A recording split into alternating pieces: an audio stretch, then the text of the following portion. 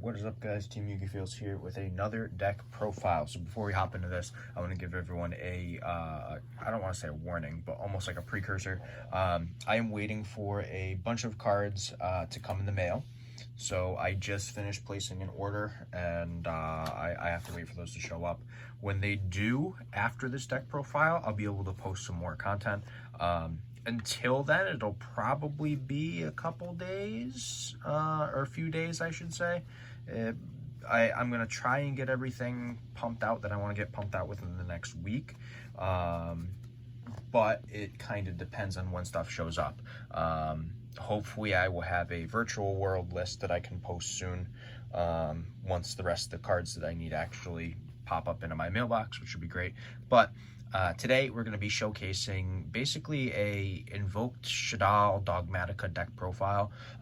This deck actually just recently did well at the LCS this weekend. I was watching some of the matches and was pretty impressed, thought it was pretty neat. And I figured since I had all the cards that I would throw together a list that I personally think would be the list that I would play if I were to play this deck in a tournament. I have not played this deck in a tournament recently. I've been playing just regular Dogmatika Invoked without the Shaddolls for the most part online on Dueling Book and doing fairly well with it, which is nice. But I figured today I would showcase with the Shaddolls so you can see just exactly how this looks. So we'll start with the Invoke cards, just 3 Alistair. I don't think that you want to play any less than this. I think that 3 is the magic number. You want to see this card as frequently as possible. Just super, super good. Shaddoll cards, double Wendy and double Squamata for the 2-ofs. The rest is just 1-ofs, but I feel that these are the 2 most important ones to play. We play the 1 Beast, the 1 Hedge, and the 1 Dragon. I don't play any of the other ones. I don't play Aerial or anything like that. I don't even side deck it. I don't think it's worth playing, to be perfectly honest. I just think that these are the proper ones. If you want, you could swap out Dragon for like Falco. That's about the only difference that I'd really go with, if anything. Then the Dogmatika cards, 2 Ecclesia, 1 Flordelis, and 1 Maximus. I think that this is a fairly proper ratio on the Shaddoll Invoked variation. I know in like my Zoo variation, I'll just play like 1 and 1. But I think in this kind of variation, you have to kind of up your numbers a little bit because it helps you with your combos. Then for hand traps, 3 Nib and 3 Ash. This is fairly basic. They also partially synergize with the Invoked engine as well as the Shaddoll engine with their attributes, which is also somewhat relevant, comes up sometimes, not excessively. Those are all the monsters. Moving on to the spells, we play, of course, 4 Magical Meltdown. This card is just absolutely crazy.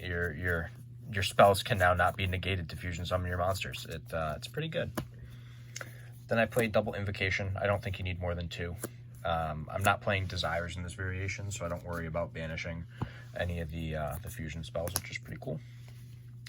Then 3 regular Shaddoll and 3 El Shaddoll. I think this is proper.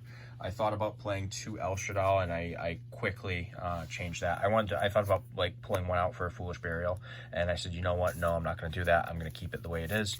And personally, I prefer this, and I opted not to play Foolish at all. And then 3 Nadir Servant for the Dogmatika engine. That should be kind of obvious. Shouldn't be much of a surprise. But moving on to the traps, 3 Imperms, so technically we play 9 hand traps. A little less than my usual, but considering I fit the Shaddoll engine in here, I kind of had to make something work. And then for the 1-ofs, 1 Schism and 1 Punishment. I just think that these cards are crazy, and you should play them as an engine requirement. That is the main deck, though. It should be 40 cards exact, if I counted correctly. I believe it's 40 exact. I like to keep it that way, personally. I don't like playing decks with over 40 cards unless I absolutely have to. So most of my deck profiles have 40. Moving on to the extra deck, though. We'll hop into the Shaddoll monsters first. I play 2 Construct, 2 Winda, and 1 Apkalon. I don't feel the need to play a 3rd Construct, nor do I really have an excessive amount of space to do so. This is a fairly tight extra deck. It makes things very difficult at times, not being able to squeeze certain tech choices in, but I feel that overall these 5 Shaddoll cards are very, very important to be playing, and you should definitely consider playing similar ratios. Then for the Invoke stuff, I play 2 Mechaba, one of the one that I can never pronounce, which I believe is Agodis, if I'm pronouncing it correctly. It's like one of the few cards that I actually can't pronounce in Yu-Gi-Oh! I can pronounce almost everything except for that. I do play the one Purgatrio because of the Ash and the Almirage, which we'll obviously get to momentarily. I think that you just want to play the Purgatrio. I've always thought that playing Purgatrio is right, even when people say it's not. Cards are just too good. And then for the generic stuff to send, we have the Ash Dragon and the Entis. This shouldn't come as a surprise. It really helps with your combos, especially if you can get a punishment. Being able to pop 2 cards off of Entis is pretty darn good, not gonna lie. Then the 1 Omega to shuffle stuff back. I thought about playing the Gamma package, opted not to do it. I'm 50-50 on it. I thought about playing it. If I did, I'd probably pull out the maybe the Nibiru's and one other card, but I'm not sure which card I would pull out for it. That's just me personally, though. And then the Link Monsters play the 1 Gravity Controller because this card is crazy good in this deck. Gravity Controller is sick, definitely worth playing. And then the Almirage and Secured Gardena package just to get that Mecha out turn 1. It's pretty darn sweet if you can pull it off, which you probably will. But moving on to the side deck now, seeing we just wrapped up the extra. We're playing some more hand traps, and that of 3 Lance and 3 Crow. I think that Lancia and Crow are extremely important to this meta. If I was playing a different deck, it would probably be Dimensional Shifters, but considering I'm playing a deck that's reliant on the graveyard, I opted to play these in place of a Dimension Shifter. If I was playing Zoo, though, definitely Dimension Shifters for sure.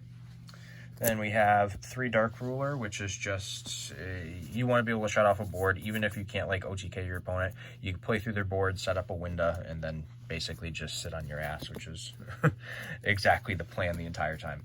We don't like playing in-depth game states. We like to simplify everything. Double Cyclone and 1 Feather Duster for back row. Comes up somewhat, not excessively, but it's definitely worth playing. And then lastly, we have the Evenlies. I think that it's really important for back row as well. It outs Eldritch completely. Like they just lose their back row and then they can't play. Golden Lord basically does nothing if it's not backed up with like Conquistador and Hakero. So the more you can just out their resources, the better. So typically I lean towards playing evenly matched for that reason. But that is the entirety of the Shaddoll Invoked Dogmatika list. I think it's extremely fun, and personally, I think it's fully viable for the meta. I don't see a reason that it can't compete against all the meta decks currently. It's got a pretty solid matchup, and having the hand traps to kind of back it up too is extremely helpful. Sometimes you just got to make a window and sit on it. You know, that's all you got to do with this strategy. Make window, sit on it, and then just poke, and hopefully just continually fusion summon each turn too, which is kind of cool. But I hope you guys enjoyed the deck profile. If you did, give it a thumbs up. Don't forget to let me know what you think in the comment section down below. And as I said in the beginning of the video, I'm going to try and get videos out within a week from now. It's probably just going to be a matter of when cards show up in the mail, but I'm keeping my fingers crossed that it's fairly quickly. So I will see you guys the next deck profile. Maybe I'll upload something in the middle of the week, like a GOAT format deck or something, just to kind of buffer a little bit of time for everyone, or another deck that I just have all the cards for. I might toss something up and show you guys what I'm playing. But hope you guys enjoyed the video, and I will talk to you next time. For right now, this is Team Yu-Gi-Oh! Signing out.